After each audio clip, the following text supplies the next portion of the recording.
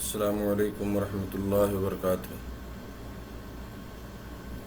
الحمد للہ رب العالمین والصلاة والسلام علی اشرف الانبیاء والمرسلین نبینا محمد وعلی آلہ وصحبہ اجمعین، اما بعد۔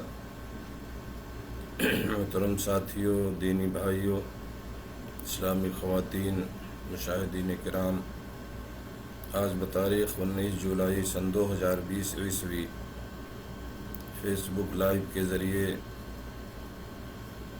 آپ لوگوں کے روبرو ہونے کا موقع ملا، یا آپ لوگوں سے روبرو ہونے کا موقع ملا۔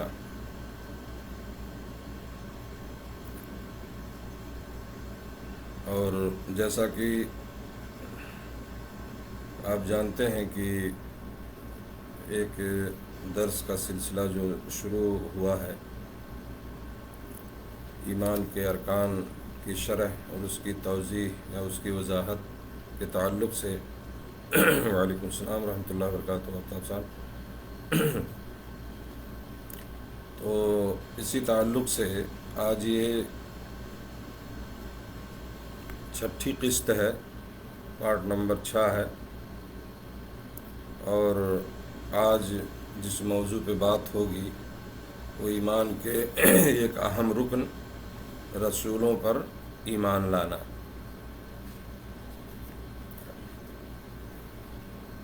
جیسا کہ میں نے پہلے ہی بتایا تھا کہ ایمان کے 6 ارکان ہیں، اور کل کتابوں کے تعلق سے بات ہوئی تھی، اللہ کی نازل کی ہوئی کتابوں پر ایمان کی تھوڑی سی تشریح اور توضیح بیان کی گئی تھی۔ اسی طرح سے آج جو ہے رسولوں پر ایمان کے تعلق سے انشاءاللہ کچھ باتیں ہوں گی۔ تو یہ ایمان کا 4تھا رکن ہے، رسولوں پر ایمان لانا، ایمان بالرسل۔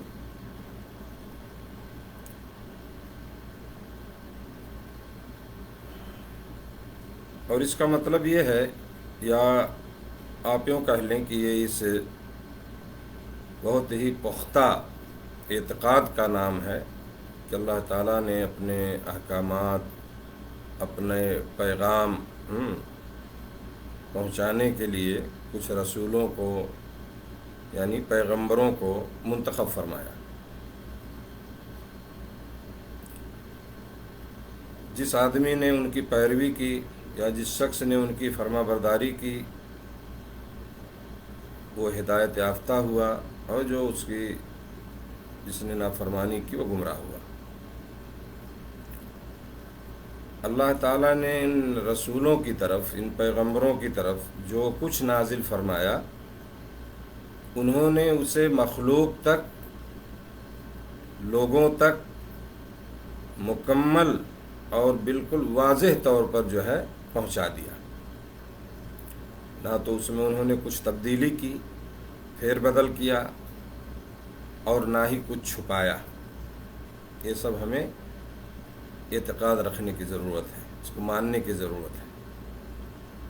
تو جو حکم یا جو کچھ اللہ نے ان کی طرف نازل کیا، جو اللہ کا پیغام، اس کا حکم، اس کو انہوں نے اسی طرح بغیر کسی تبدیلی کے لوگوں تک پہنچا دیا، کوئی چیز نہیں چھپائی، اور انہوں نے اس امانت کو جو ہے ادا کیا۔ اسی طرح سے رسولوں نے امت کی خیر خواہی کی، اور اللہ رب العالمین کے راستے میں جو ایک محنت، یا جسے کہیں آپ جہاد ہے نا، آج کل تو لوگ جہاد کا بڑا عجیب مفہوم لیتے ہیں نا، اس کا انہوں نے حق ادا کیا اور لوگوں پر حجت قائم کر دی۔ تو کچھ تو ایسے نبی اور رسول ہیں جن کا نام ذکر کیا گیا ہے۔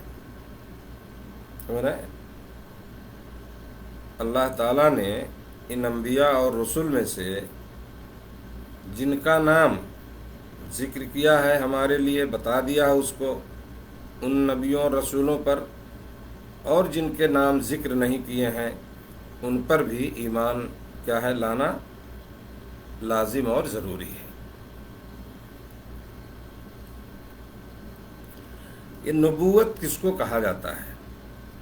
بولتے ہیں نا نبوت رسالت جو آپ سنتے رہتے ہیں، اس کی حقیقت کیا ہے، کس کو کہتے ہیں، یہ سمجھنے کی ضرورت ہے۔ خالق کی شریعت، اللہ رب العالمین کی شریعت، اس ہمارے رب کی شریعت ہے نا، اس شریعت کو بندوں تک یعنی مخلوق تک پہنچانے کا جو واسطہ ہے اسے نبوت کہا جاتا ہے۔ اللہ نے جو شریعت دی مخلوق کو، اپنے بندوں کو ہے نا، اور شریعت یعنی ایک طریقہ، ایک زندگی گزارنے کے لیے، سمجھ رہے ہیں نا،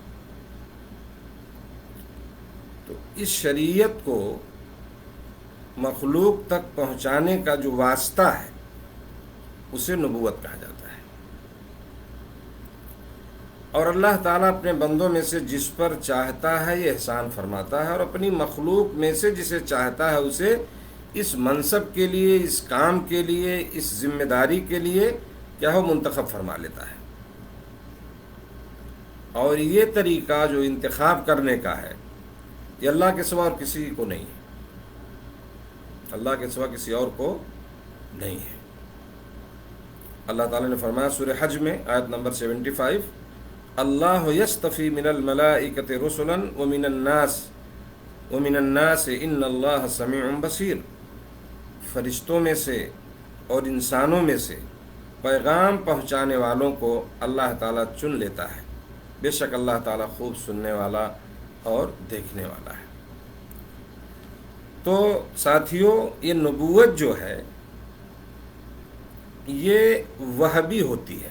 وہبی کے مطلب یہ عطائی، دی ہوئی، آدمی یعنی کسبی نہیں ہے کہ آدمی محنت کر کے نبی ہو گیا یا اپنے کسی اور کام کے ذریعے سے وہ نبوت اور رسالت کو حاصل کر لیا، ایسا نہیں ہے۔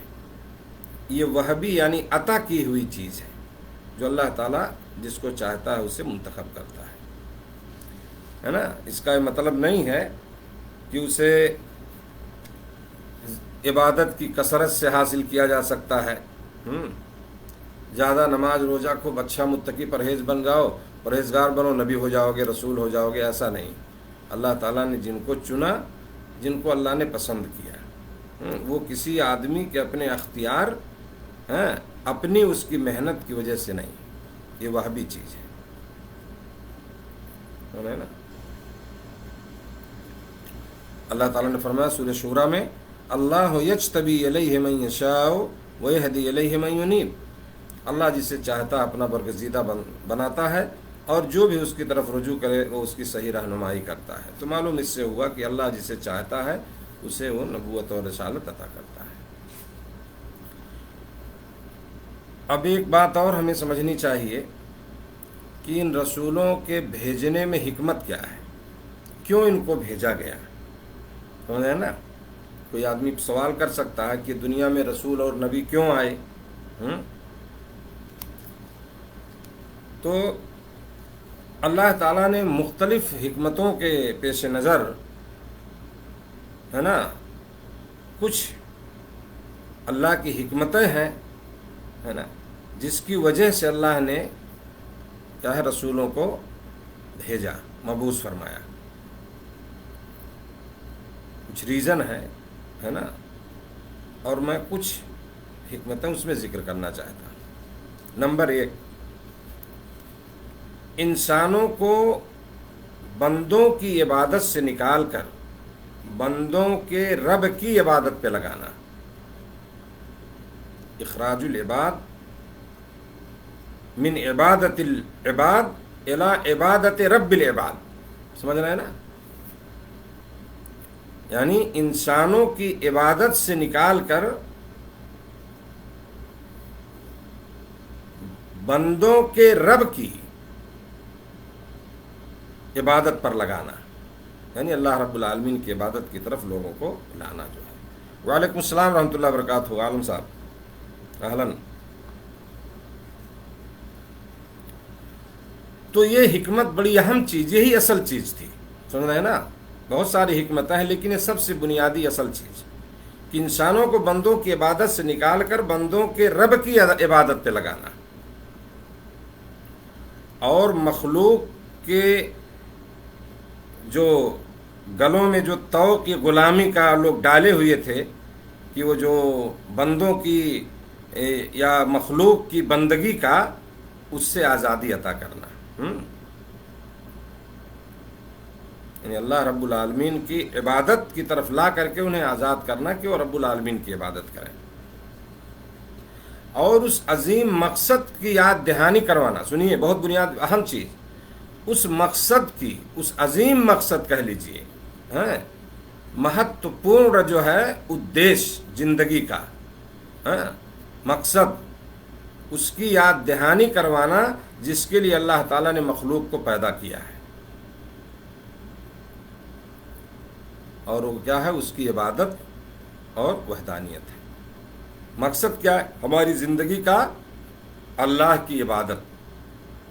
اس مقصد کو یاد دلانا کہ بھائی تم کسی وجہ سے دنیا میں پیدا کیے گئے ہو، اس مقصد کو، اس دیش کو، اس پرپز کو جو ہے تم سمجھو، اس سے دائیں بائیں مت جاؤ، سمجھ رہے نا؟ تو اس کو یاد دلانا، یہ بھی ایک حکمت اللہ رب العالمین کی جو اللہ نے رسولوں کو بھیجا، جیسا کہ اللہ نے فرمایا کہ وَلَقَدْ بَعَثْنَا فِي كُلِّ أُمَّةٍ رَسُولًا أَنِ اعْبُدُوا اللَّهَ وَاجْتَنِبُوا الطَّاغُوتَ، سورہ نحل آیت نمبر 36۔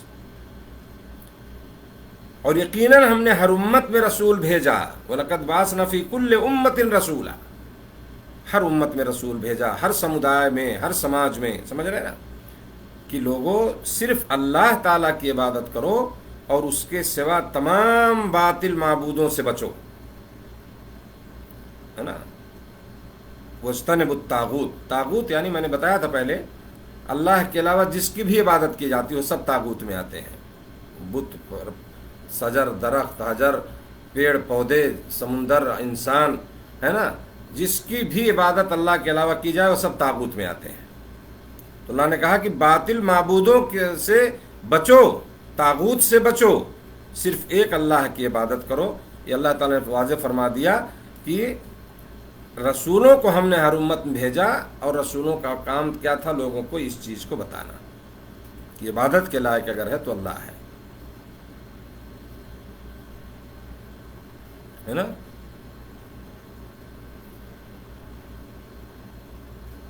اور میرے دوستو، حقیقت یہ ہے کہ ہمیں اپنی زندگی کے اس مقصد کو سمجھنا چاہیے، جیسا کہ اللہ نے دوسری جگہ فرمایا وَمَا خَلَقْتُ الْإِنسَ وَالْجِنَّ إِلَّا لِيَعْبُدُونَ، سورہ ذاریات میں، کہ ہم نے انسانوں کو اور جنوں کو صرف اپنی عبادت کے لیے پیدا کیا۔ اس زندگی کے اہم مقصد کو، پرپز آف لائف، جیون کا ادیش، اس چیز کو سمجھنے کی ضرورت ہے، اور جو آدمی اس کو نہیں سمجھ پائے گا، آپ یاد رکھیے وہ کامیاب نہیں ہو سکتا ہے۔ جو اپنی لیے کے مقصد ہی کو بھول جائے، اپنے مقصد حیات کو بھول جائے، کس لیے اس کی پیدائش، کس لیے اس کا جنم ہوا ہے، اگر اسی چیز کو بھول جائے تو پھر کیسے کامیاب ہوگا وہ؟ سمجھ رہے ہیں نا؟ ایک ادیش لے کر کے، ایک مقصد لے کر کے ایک آدمی پردیس میں جاتا ہے روزی روٹی کمانے کے لیے، لیکن بہت ساری چیزیں اس کے سامنے ہوتی ہیں، گھر بنانا، بچوں کی شادی، پڑھائی لکھائی، لیکن اگر وہ آ کر کے پردیس میں، ہے نا، یہاں کی اس مالدار ملکوں میں، یہاں کی جو رنگینی اور چمک دمک ہے، ہائی فائی زندگی، اگر اس میں وہ پڑ گیا اور اپنے مقصد کو بھول گیا، ساری کمائی اس کی موبائل اور کمپیوٹر اور اچھے اچھے کپڑے اور کھانا، ہوٹل بازی اگر کرنے لگا، تو وہ 50 سال اگر وہ باہر رہ کر کمائے تو کچھ بھی اسے حاصل نہیں ہوگا، کچھ بھی نہیں کر پائے گا وہ، کیونکہ وہ اپنی مقصد کو بھول گیا، جس دیش کو لے کے آیا تھا بھول گیا وہ، اس لیے سکسیز نہیں ہو پائے گا۔ یہ تو ایک مثال میں نے دیا دنیا کی، اور زندگی کا مقصد تو سب سے اوپر ہے، جس وجہ سے ہماری پیدائش ہوئی ہے میرے دوستو، وہ اللہ رب العالمین کی عبادت ہے، اسے ہمیں ایک نمبر پہ رکھنا چاہیے۔ اس کے بعد ساری چیزیں ہیں، ضروریات زندگی سے ہمیں نہیں روکا گیا، جائز طریقے سے کمانا کھانا یہ ایک حصہ ہے زندگی کا، آپ کو ضرورت ہے اس کی، اور اس کے بہت سارے راستے اللہ نے دیے ہیں، اللہ نے فرمایا سورۃ جمعہ میں فَإِذَا قُضِيَتِ الصَّلَاةُ فَانتَشِرُوا فِي الْأَرْضِ وَابْتَغُوا مِنْ فَضْلِ اللَّهِ، جب تم نماز پڑھ لو، نماز ہو جائے تو زمین میں پھیل جاؤ، ہے نا، اور اللہ کی رزق کو تلاش کرو جو تمہارے مقدر میں تمہیں روزی ملے گی وہ، لیکن سب کچھ اسی روزی کو مت بنا لو، سب کچھ اسی دنیا کو مت بنا لو، سمجھ رہے ہیں؟ تو بہرحال یہ ہماری زندگی کا مقصد میرے دوستو اللہ کی عبادت، اور اس چیز کو سمجھانے کے لیے اللہ تعالیٰ نے، ہے نا، رسولوں کو بھیجا کہ لوگ اس چیز کو سمجھیں، اور جو بندوں کی عبادت، مخلوق کی عبادت میں جو لوگ لگے ہوئے ہیں، ڈوبے ہوئے ہیں، اس سے باہر نکل کر کے اللہ رب العالمین کی عبادت کریں، ہے نا، جو ان کا رب ہے۔ اسی طرح سے دوسری حکمت ان رسولوں کو بھیجنے کی کیا ہے؟ ان کو بھیج کر کے لوگوں پر حجت قائم کرنا ہے۔ اللہ تعالیٰ کا فرمان ہے رسلا مبشرین ومنذرین لئلا یکون للناس علی اللہ حجۃ بعد الرسل وکان اللہ عزیزا حکیما، سورہ نساء آیت نمبر 165۔ ہم نے انہیں رسول بنایا ہے جو خوشخبریاں سنانے والے اور ڈرانے والے ہیں، تاکہ رسولوں کو بھیجنے کے بعد لوگوں کی اللہ پر حجت نہ رہ جائے۔ اللہ تعالیٰ بڑا غالب اور بڑا باحکمت ہے، یعنی لوگ یہ نہ کہہ سکیں قیامت کے دن کہ اللہ کوئی مجھے بتانے والا، کوئی سمجھانے والا، تیری باتوں کو ہم تک پہنچانے والا کوئی آیا ہی نہیں، تو کیسے ہم ایمان لاتے، کیسے ہم سمجھتے؟ تو یہ حجت قائم کیا اللہ نے رسولوں کو بھیج کر، تاکہ لوگوں کی زبانیں اس دن بند ہو جائیں۔ کوئی نہیں کہہ پائے گا کہ ہم تک یہ تیرا میسج نہیں پہنچا تھا، کوئی میسنجر نہیں آیا تھا، کوئی بتانے والا نہیں آیا تھا، کوئی سمجھانے والا نہیں آیا تھا، سمجھ رہے؟ آج وہی ذمہ داری ہے میرے دوستو، جو مشن تھا علماء انبیاء کا، رسولوں کا، آج اس ذمہ داری کو اللہ رب العالمین نے جنہیں توفیق دی ہے، آج ان علماء نے اس کو سنبھال رکھا ہے، اور اسی مشن میں لگے ہوئے ہیں، اور وہی باتیں جو لوگوں تک پہنچا رہے ہیں، حلال و حرام کو سکھا رہے ہیں، جائز ناجائز کو بتا رہے ہیں، اور ان کی زندگی کے مقصد کو سمجھا رہے ہیں۔ اور یہ بھی سمجھ رہے ہیں نا، اب کوئی ایسا نہیں کہہ پائے گا کہ مجھ تک جو ہے اللہ تیری بات نہیں پہنچی تھی، سمجھ رہے ہیں؟ تو یہ لوگوں پر حجت قائم کرنا بھی اللہ کی حکمت تھی، تاکہ لوگ یہ نہ کہہ پائیں کہ جو ہے کوئی آیا نہیں تھا ہمارے پاس، کوئی سمجھانے والا نہیں آیا تھا۔ یہ حجت قائم ہو گئی، یہ دلیل قائم ہو گئی کہ نہیں، تم جھوٹے ہو، رسول گئے تھے، ہے نا، رسولوں کی تعلیم، رسولوں کی باتیں تم تک پہنچی، ہے نا۔ اسی طرح میرے دوستو ان حکمتوں میں سے ایک حکمت یہ بھی ہے، نمبر 3، کہ بعض غیبی امور کو بیان کرنا، یعنی وہ چیزیں جو غیب سے متعلق ہیں، جو لوگ جو ہے جن چیزوں کا اپنی عقل استعمال کر کے، اپنی عقلوں سے جو ہے اس کا ادراک نہیں کر سکتے، یعنی اس کو کیا ہے سمجھ نہیں سکتے، ان غیبی امور کو بیان کرنا اور لوگوں کو بتانا۔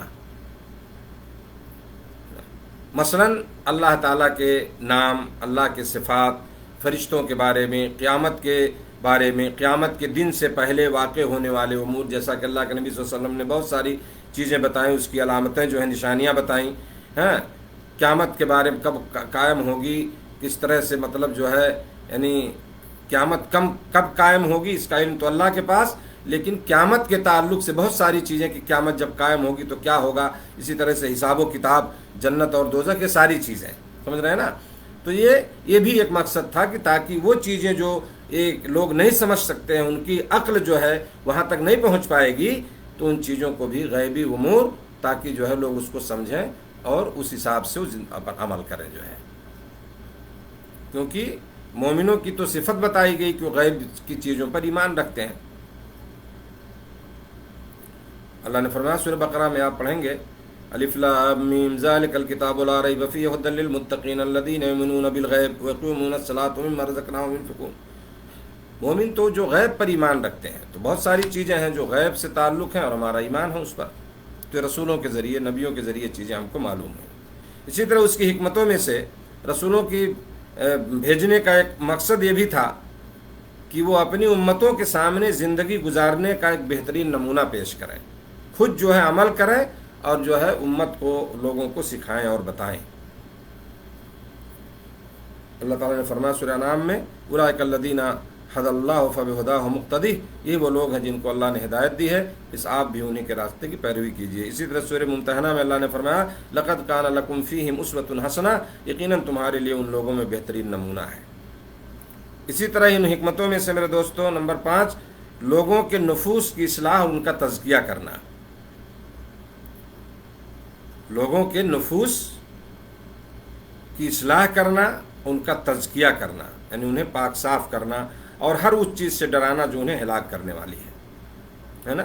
لوگوں کی پاکیزگی، لوگوں کو پاک کرنا، ان کے نفس کی اصلاح کرنا، ہے نا، سدھار کرنا، یہ سب ان کا اللہ کی حکمتوں میں سے رسولوں کو بھیج کر کے۔ اللہ تعالیٰ نے فرمایا سورہ جمعہ میں وَالَّذِي بَعَثَ فِي الْأُمِّيِّينَ رَسُولًا مِّنْهُمْ يَتْلُو عَلَيْهِمْ آيَاتِهِ وَيُزَكِّيهِمْ وَيُعَلِّمُهُمُ الْكِتَابَ وَالْحِكْمَةَ وَإِن كَانُوا مِن قَبْلُ لَفِي ضَلَالٍ مُّبِينٍ۔ وہی ہے، یعنی اللہ جس نے ناخوادہ لوگوں میں سے، ان پڑھوں میں سے، سمجھ رہے ہیں نا، امی مطلب جو پڑھے لکھے نہ ہوں، ناخوادہ یعنی جو پڑھے لکھے نہ ہوں نا، انہی لوگوں میں سے، ناخوادہ لوگوں میں سے ایک رسول بھیجا جو انہیں ان کی آیات پڑھ کر سناتا ہے اور ان کو پاک کرتا ہے اور انہیں کتاب و حکمت سکھاتا ہے، اگرچہ وہ اس سے پہلے واضح گمراہی میں تھے، کھلی ہوئی گمراہی میں تھے۔ حضرت ابو ہریرہ رضی اللہ تعالیٰ عنہ کی ایک روایت ہے نا، فرماتے ہیں بہقی کی حدیث اور مسند احمد میں بھی علامہ البانی نے اس کو صحیح کہا، انما بعثت لاتمم مکارم الاخلاق، میں یقیناً اچھے اور پاکیزہ اخلاق کی تکمیل کے لیے بھیجا گیا ہوں، مجھے اس لیے بھیجا گیا ہے تاکہ اچھے اور پاکیزہ اخلاق کی تکمیل ہو سکے۔ سمجھ رہے ہیں؟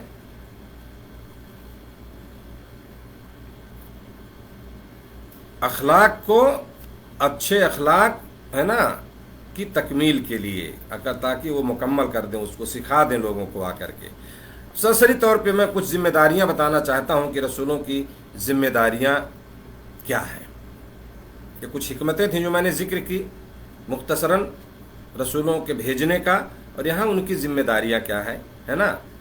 آپ جانتے ہیں کہ یہ بہت ہی اچھے لوگ ہے نا جن کو چنا گیا، اللہ کے برگزیدہ بندے، انبیاء اور رسول، اور حقیقت یہ ہے کہ انہیں بہت بڑی بڑی ذمہ داریاں سونپی جاتی تھیں،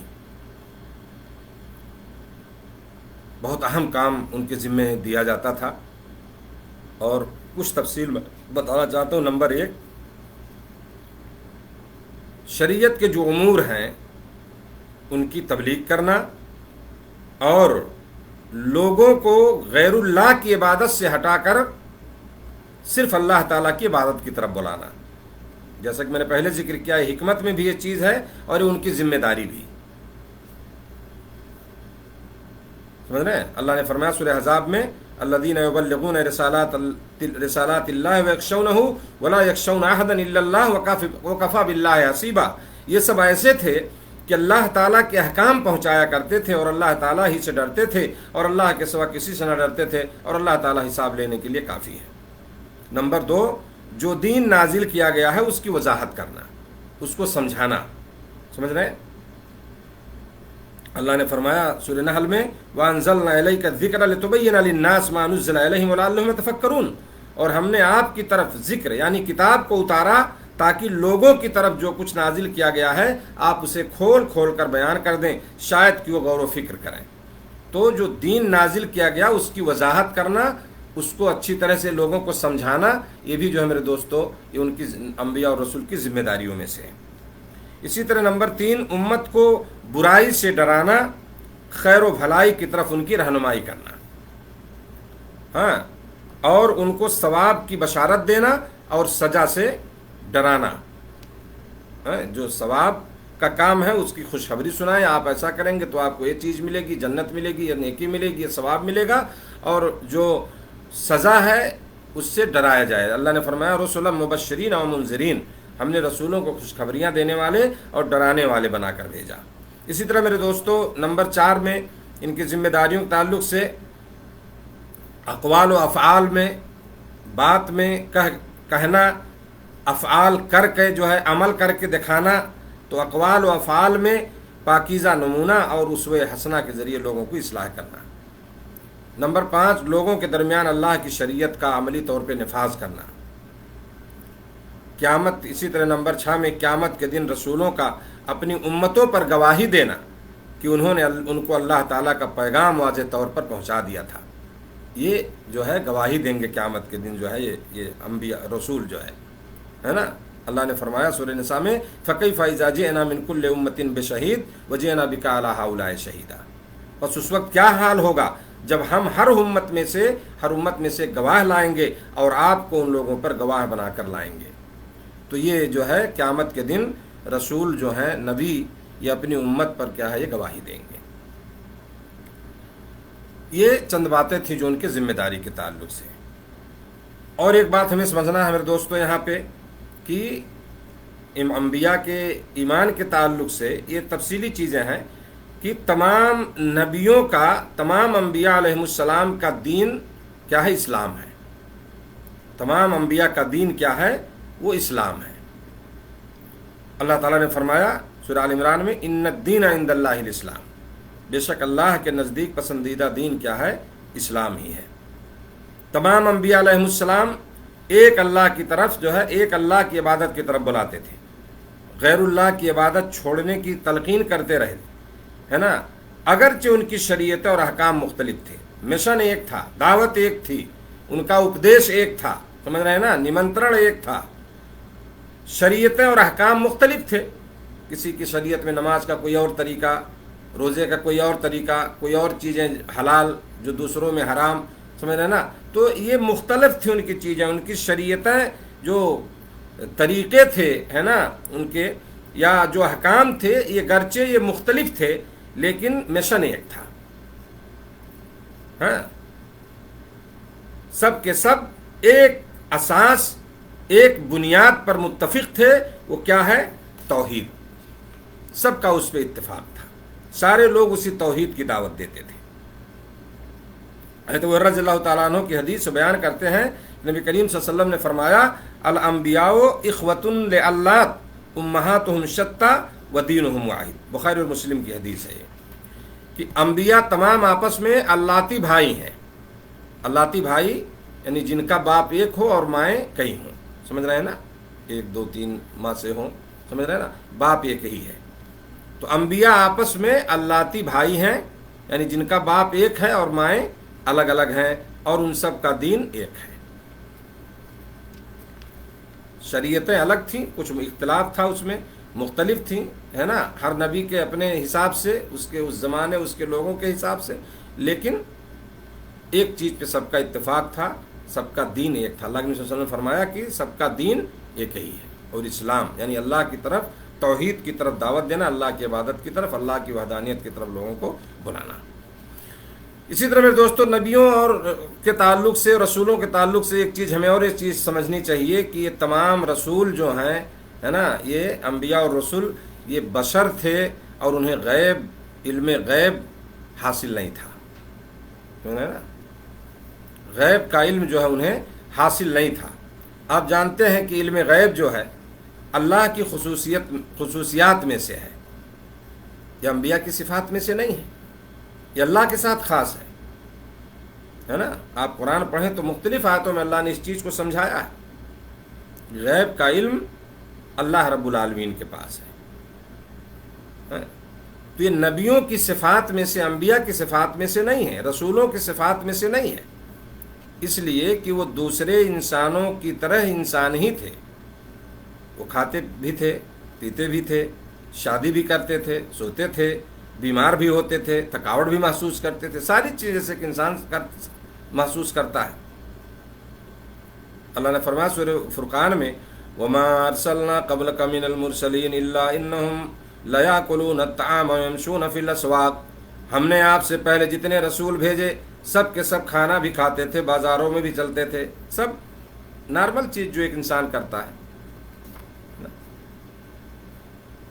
اور اللہ نے فرمایا دوسری جگہ وَلَقَدْ أَرْسَلْنَا رُسُلًا مِّن قَبْلِكَ وَجَعَلْنَا لَهُمْ أَزْوَاجًا وَذُرِّيَّةً. ہم آپ سے پہلے بھی بہت سے رسول بھیج چکے ہیں اور ہم نے ان سب کو بیوی بچوں والا بنایا تھا, نا.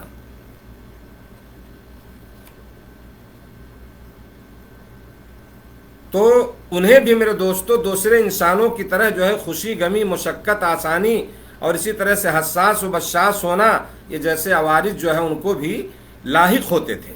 سمجھ رہے ہیں؟ تو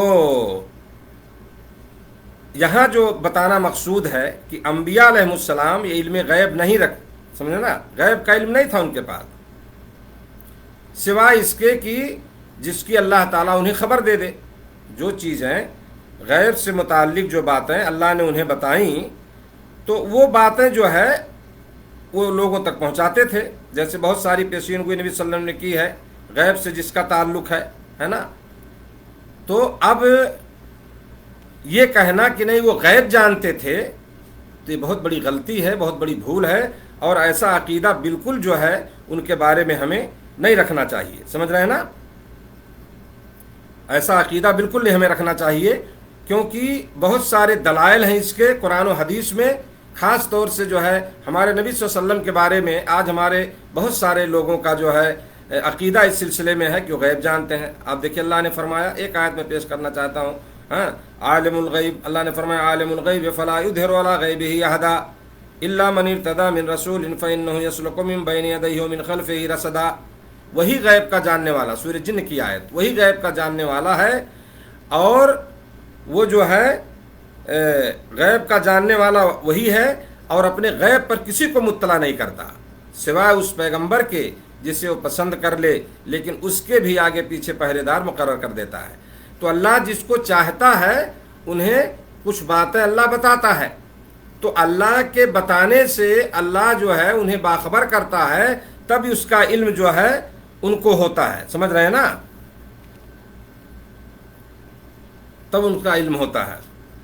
سورہ رات کی جو آیت میں نے پڑھی ہے وَلَقَدْ أَرْسَلْنَا رُسُلًا مِّن قَبْلِكَ، وَلَقَدْ أَرْسَلْنَا رُسُلًا مِّن قَبْلِكَ وَجَعَلْنَا لَهُمْ أَزْوَاجًا وَذُرِّيَّةً. میرے خیال سے میں نے ذریہ کہہ دیا ہے تو اس کی تصحیح میں کر رہا ہوں، ازواجوں وذریہ.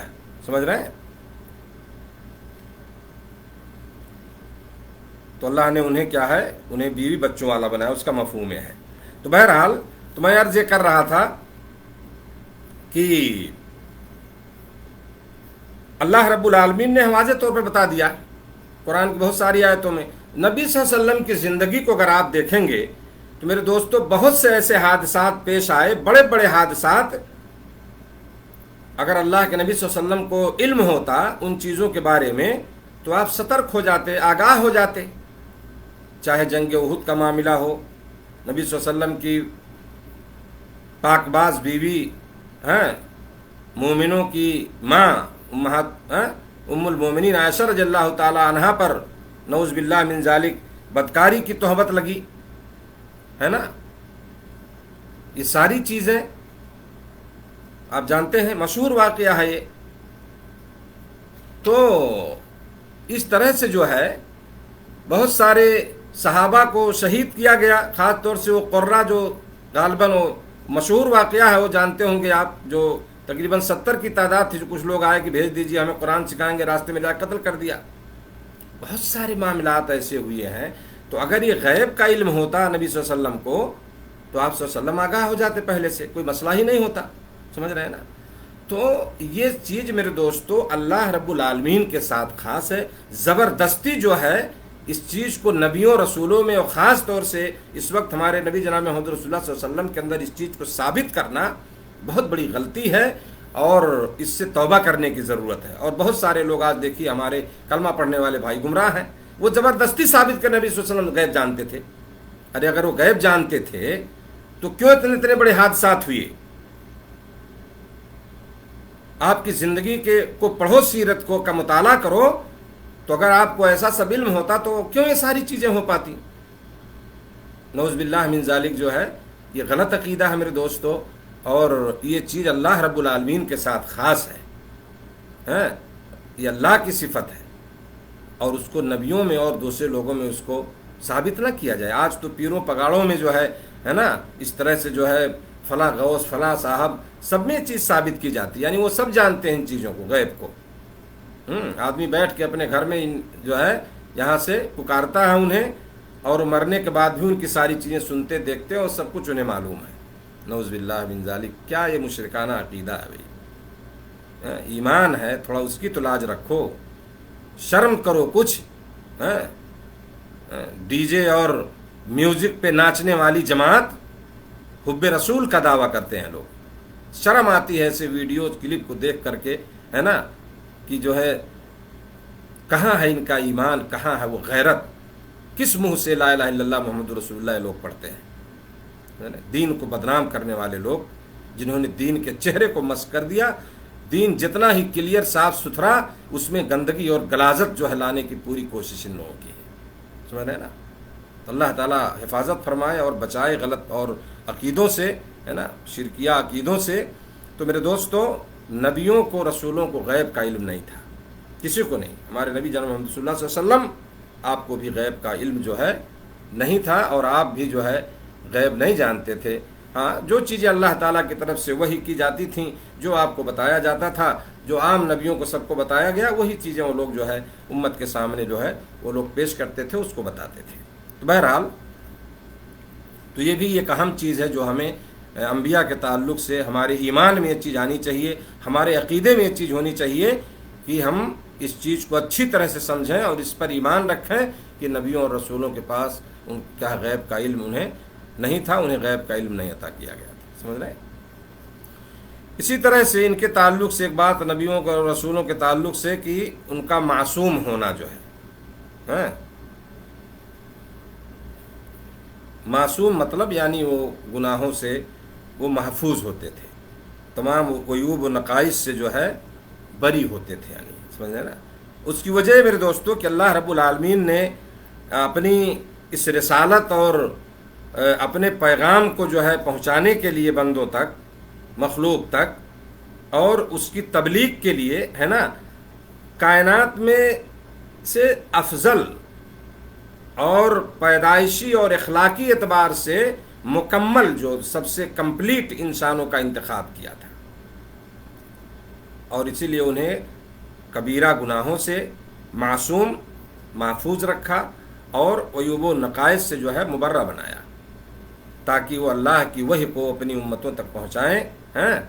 لہٰذا وہ باتفاق امت، سمجھ رہے ہیں نا، تبلیغ دین میں معصوم تھے، سب کا اس پہ اتفاق ہے نا. وہ معصوم تھے اس میں، یعنی ان کی حفاظت کی جاتی تھی، ان سے غلطیاں ایسی نہیں ہوتی تھیں کہ دین کی تبلیغ کر رہے ہیں اور کچھ ادھر ادھر کی باتیں ملا رہے ہیں اس میں. سمجھ رہے ہیں نا؟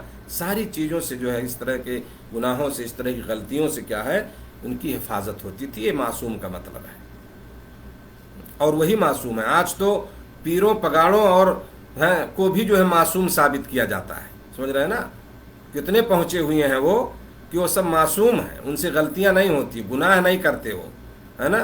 اور ان کے مرید ہو جاؤ، جنت میں پہنچ جاؤ گے، تمہیں لے جائیں گے گھسیٹ کر، اس میں گھسا دیں گے جنت کے دروازے میں. سمجھ رہے ہیں نا؟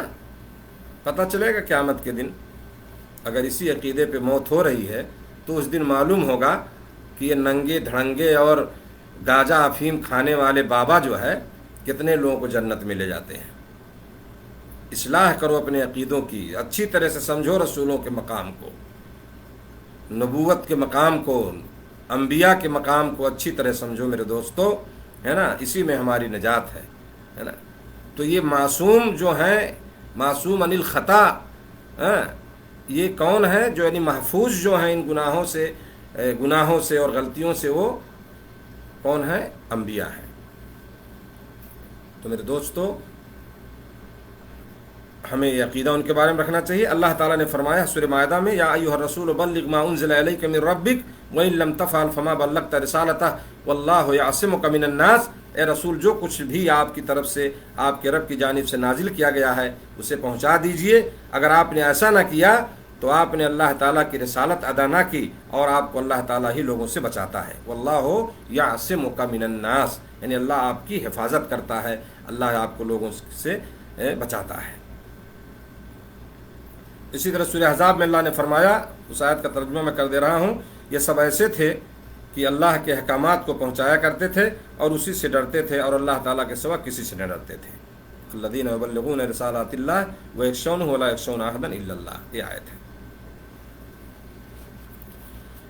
تو یہ نبیوں کے بارے میں یہ میرے دوستو ہمیں عقیدہ رکھنا چاہیے کہ وہ معصوم تھے، ہے نا، ان سے بڑی غلطیاں، بڑے گناہ ایسے سرزد نہیں ہوتے تھے۔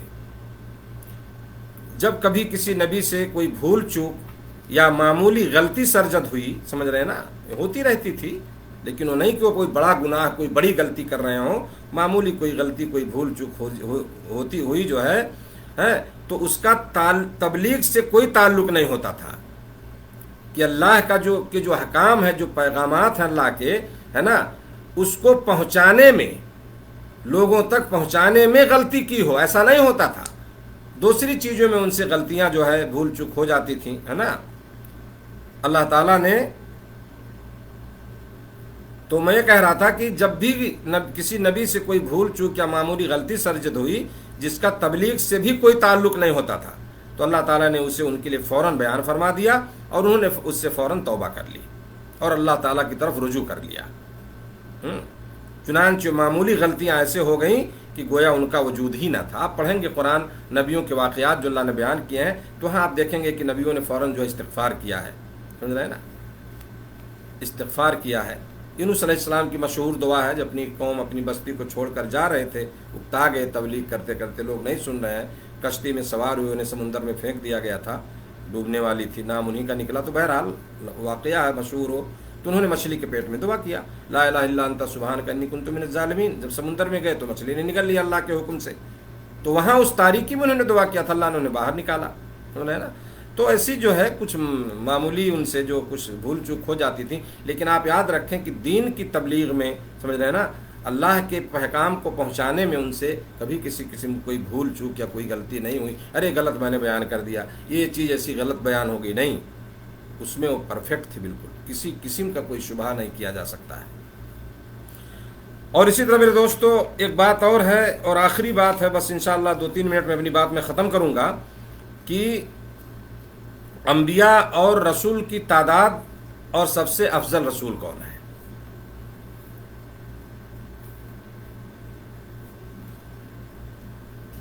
کچھ روایتیں ہیں ایسی جس سے ثابت ہوتا ہے کہ انبیاء علیہ السلام کی تعداد 1,24,000 ہے، 1,24,000 ہے۔ ان میں سے رسولوں کی تعداد 315 ہے، جیسا کہ حضرت ابو ذر رضی اللہ تعالیٰ عنہ بیان کرتے ہیں کہ انہوں نے سوال کیا کہ اللہ کے رسول صلی اللہ علیہ وسلم انبیاء کی تعداد کتنی ہے؟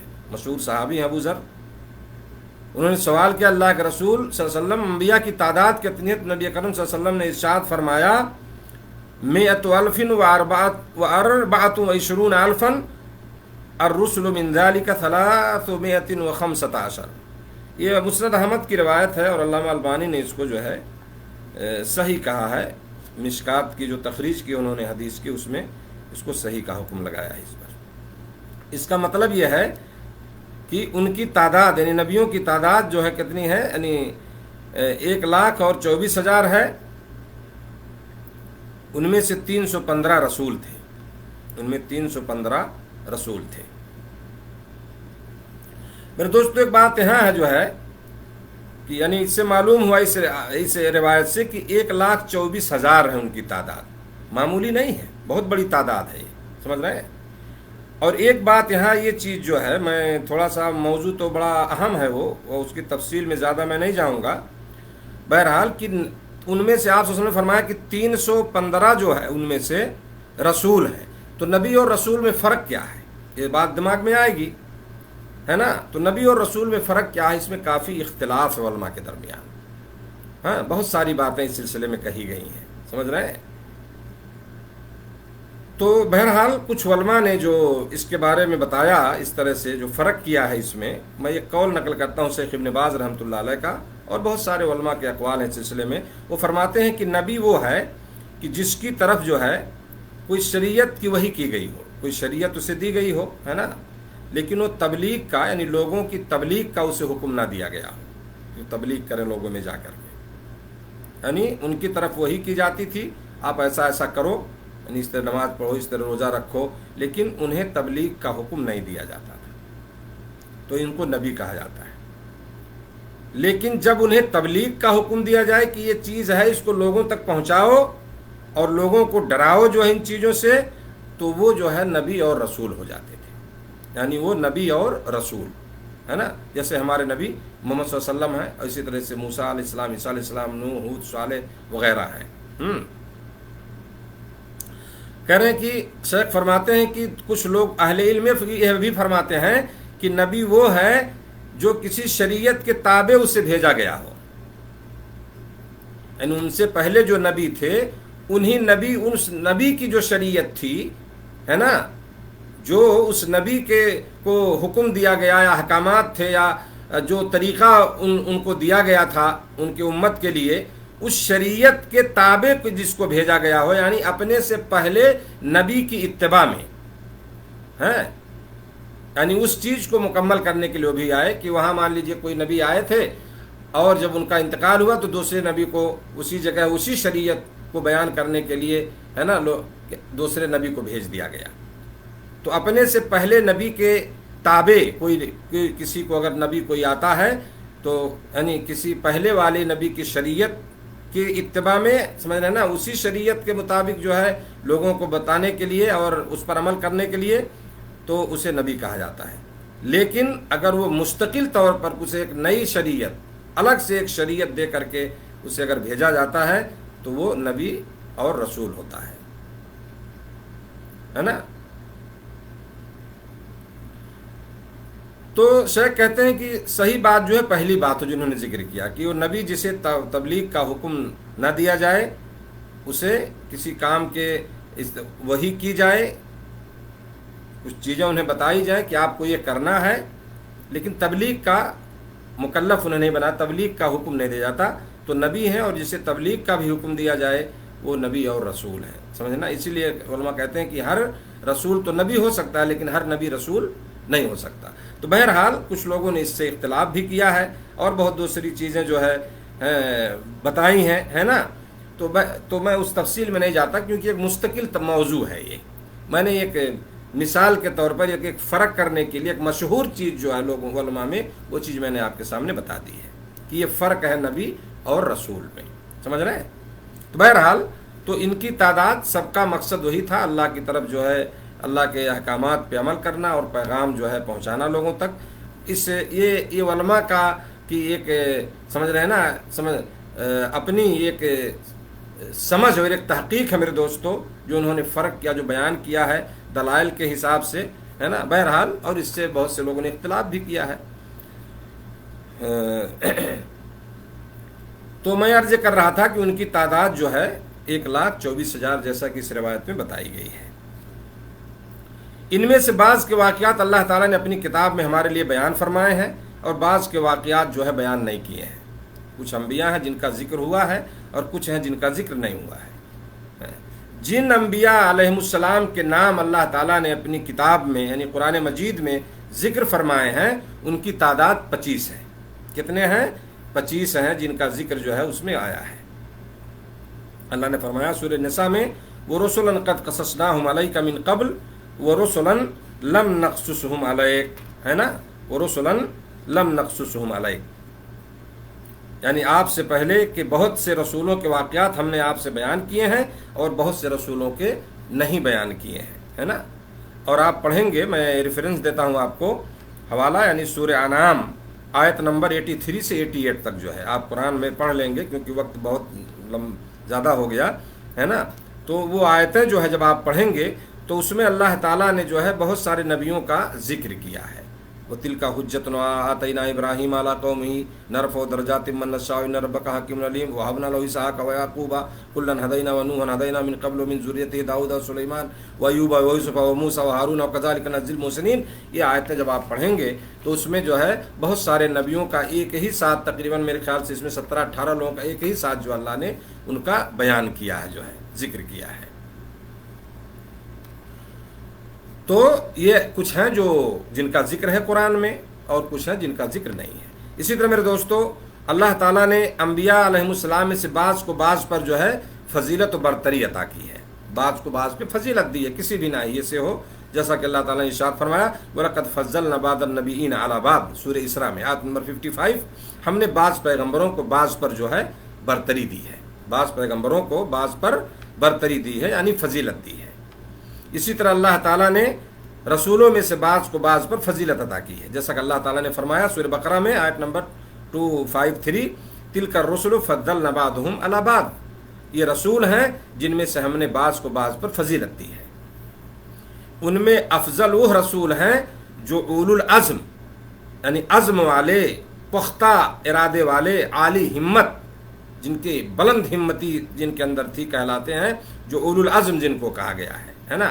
ان میں سب سے افضل وہ رسول ہیں جو اولو العزم ہیں، جن کا عزم، جن کی ہمت جو ہے بہت ہی بلند تھی۔ اور وہ کون ہیں؟ حضرت نوح علیہ السلام، ابراہیم علیہ السلام، موسیٰ علیہ السلام، عیسیٰ علیہ السلام، اور ہمارے پیارے نبی جناب محمد رسول اللہ صلی اللہ علیہ وسلم۔ یہ اولو العزم پیغمبر ہیں، اولو العزم رسول ہیں جو ہے۔ اللہ نے فرمایا سورہ احقاف میں آیت نمبر 35، فَاصْبِرْ كَمَا صَبَرَ أُولُو الْعَزْمِ مِنَ الرُّسُلِ، پس پیغمبر آپ صلی اللہ علیہ وسلم کو کہا جا رہا ہے آپ ایسا صبر کریں جیسا صبر جو ہے عالی ہمت رسولوں نے کیا، بلند ہمت جو ہے رسولوں نے کیا جو ہے۔ اور اسی طرح اللہ نے سورہ احزاب میں فرمایا وَإِذْ أَخَذْنَا مِنَ النَّبِيِّينَ مِيثَاقَهُمْ وَمِنْكَ وَمِن نُوحٍ وَإِبْرَاهِيمَ وَمُوسَىٰ وَعِيسَىٰ ابْنِ مَرْيَمَ وَأَخَذْنَا مِنْهُم مِيثَاقًا غَلِيظًا، جب ہم نے تمام نبیوں سے عہد لیا، اور بالخصوص آپ سے اور نوح سے اور ابراہیم سے اور موسیٰ سے اور مریم کے بیٹے عیسیٰ سے، اور ہم نے ان سے پختہ عہد لیا۔ سمجھ رہے ہیں؟ آخری بات میرے دوستو کہ ہمارے جناب محمد رسول اللہ صلی اللہ علیہ وسلم جو ہمارے رسول ہیں، ہمارے نبی ہیں، سب رسولوں میں افضل ترین رسول ہیں، اور آپ صلی اللہ علیہ وسلم خاتم النبیین، امام المتقین اور بنی آدم کے سردار ہیں۔ یہ آپ صلی اللہ علیہ وسلم کا مقام ہے میرے دوستو۔ جب تمام نبی اکٹھے ہوں، آپ معراج کا واقعہ پڑھیں گے، اس میں ملیں گی یہ چیزیں، تو آپ صلی اللہ علیہ وسلم ان کے امام، اور جب وہ تشریف لائیں تو آپ صلی اللہ علیہ وسلم ان کے خطیب ہیں، ہے نا۔ اور آپ صلی اللہ علیہ وسلم وہی صاحب مقام محمود ہیں جن پر پہلے اور بعد میں آنے والے سبھی رش کریں گے، اور آپ صلی اللہ علیہ وسلم ہی صاحب لواء الحمد، جن کے پاس حمد کا جھنڈا ہوگا، اور صاحب حوض کوثر ہیں۔ سمجھ رہے ہیں نا، مشہور ہے واقعہ، آپ صلی اللہ علیہ وسلم کوثر کا جام پلائیں گے اپنی امتیوں کو۔ صاحب حوض کوثر بھی آپ ہی ہیں جہاں پر لوگ وارد ہوں گے پینے کے لیے، ہیں۔ اللہ تعالیٰ نے آپ صلی اللہ علیہ وسلم کو اپنے دین کی سب سے افضل شریعت دے کر جو ہے مبعوث فرمایا، اور آپ صلی اللہ علیہ وسلم کی امت کو جو لوگوں کے لیے برپا کی گئی ہے نا، بہترین امت بنایا۔ یہ بھی ایک فضیلت ہے میرے دوستو اس امت کی کہ اللہ تعالیٰ نے اس امت کو جو ہے سب سے بہترین امت کا اللہ نے فرمایا کنتم خیر امۃ اخرجت للناس تأمرون بالمعروف وتنہون عن المنکر، تم ایک بہترین امت ہو۔ سمجھ گئے نا؟ آپ صلی اللہ علیہ وسلم کو اور آپ صلی اللہ علیہ وسلم کی امت کو فضائل اور بہترین خوبیوں سے جو ہے مزین فرمایا، ہاں، جو کہ آپ صلی اللہ علیہ وسلم کو اور آپ صلی اللہ علیہ وسلم کی امت کو سابقہ امتوں سے جو ہے ممتاز کرتی ہے۔ یہ فضیلت ہے اس امت کی میرے دوستو، اور ہمارے رسول صلی اللہ علیہ وسلم کی، ہاں۔ اور آپ صلی اللہ علیہ وسلم کی امت جو ہے دنیا میں آنے کے اعتبار سے سب سے آخری امت ہے، لیکن قیامت کے دن سب سے پہلے اٹھائے جانے والی ہے جو ہے۔ اور نبی کریم صلی اللہ علیہ وسلم نے فرمایا کہ آخری حدیث سنا کے اپنی بات ختم کرتا ہوں، ترمذی کی روایت، علامہ البانی نے صحیح کہا اس کو، کہ میں قیامت کے دن تمام بنی آدم کا سردار ہوں گا، میرے ہاتھ میں حمد کا عالم ہوگا، جھنڈا ہوگا، اور اس پر مجھے کوئی فخر نہیں۔ قیامت کے دن آدم علیہ السلام اور ان کے علاوہ جتنے بھی انبیاء علیہم السلام ہیں، سب میرے جھنڈے تلے ہوں گے، سب میرے جھنڈے کے نیچے ہوں گے۔ یہ مقام و مرتبہ ہے میرے دوستو ہمارے رسول جناب محمد رسول اللہ صلی اللہ علیہ وسلم کا، اور آپ بڑے خوش نصیب ہیں کہ آپ جو ہے امت محمدیہ میں پیدا ہوئے ہیں، محمد صلی اللہ علیہ وسلم کی امتی ہیں، جو ایک افضل اور بہترین امت میرے دوستو۔ ذمہ داری ہماری کیا ہے؟ آپ افضل ہیں، آپ سب سے بہتر ہیں، تو آپ اپنی اس بہتری کو، اپنی اس افضلیت کو آپ باقی رکھیے۔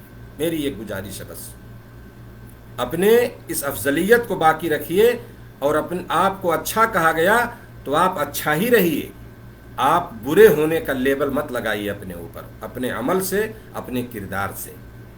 نبی صلی اللہ علیہ وسلم ہمارے لیے بہترین آئیڈیل اور نمونہ ہے۔ ہم کتاب و سنت کے مطابق عمل کریں، نبی صلی اللہ علیہ وسلم کو فالو کیجئے، آپ کی سنتوں پر چلیے، ان پر عمل کیجئے، ہے نا۔ بدعت و شرک و خرافات سے اپنے آپ کو بچائیے، گناہوں سے بچیے، انشاءاللہ آپ بہتر رہیں گے۔ آپ بہتر ہیں، آپ افضل امت ہیں، ہے نا، خیر امت ہیں، سمجھ رہے ہیں نا، آپ خیر امت ہیں، اور اس خیریت کو، اس اچھائی کو آپ باقی رکھیں، یہ ہماری اور سب کی ذمہ داری ہے۔ اور سب سے بڑی خوبی جو بتائی گئی تھی میرے دوستو اس امت کے اچھے ہونے کی، کہ بھلائی کا حکم کرتے ہیں، برائیوں سے روکتے ہیں، یہ چیز ہمارے اندر ہونی چاہیے۔ آج وہ چیز ختم ہے نا. نہ تو خود اچھا کام کرتے ہیں ہم، نہ تو خود ہم اچھا عمل کرتے ہیں، نہ لوگوں کو اس کی طرف دعوت دیتے ہیں. تو کیسے آپ اچھے ہوں گے؟ اچھے ہونے کی جو وجہ بتائی گئی تھی اس کو ہم بھلا چکے ہیں.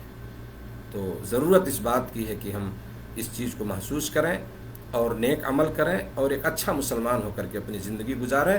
ایک اچھا نمونہ ہم پیش کریں لوگوں کے سامنے اپنی زندگی سے، اپنے عمل سے اور اپنی کردار سے. اللہ ہم سب کو ان باتوں پر عمل کی توفیق دے. رب العالمین ہمارے سننے سنانے کو قبول فرمائے. اللہ اسے ہمارے لیے ذریعہ نجات بنائے. اور آپ لوگوں کا بہت بہت شکریہ جو لوگ ہم سے جڑے. اللہ تعالیٰ آپ لوگوں کو جزائے خیر عطا فرمائے اور آپ کے سننے کو اور اپنے اس قیمتی وقت دینے کو اللہ آپ کے لیے جو ہے باعث خیر و برکت بنائے. اور اللہ ہر قسم کی جو ہے شر سے، ہر قسم کی برائی سے، ہر قسم کی وبا سے، ہر قسم کی بیماری سے اللہ تعالی ہم سب کی، ہمارے بچوں کی، ہمارے والدین کی اللہ سب کی حفاظت فرمائے. جزاکم اللہ خیرا. والسلام علیکم ورحمۃ اللہ وبرکاتہ. انشاءاللہ کل پھر اسی وقت ملاقات ہوگی. جزاکم اللہ خیر.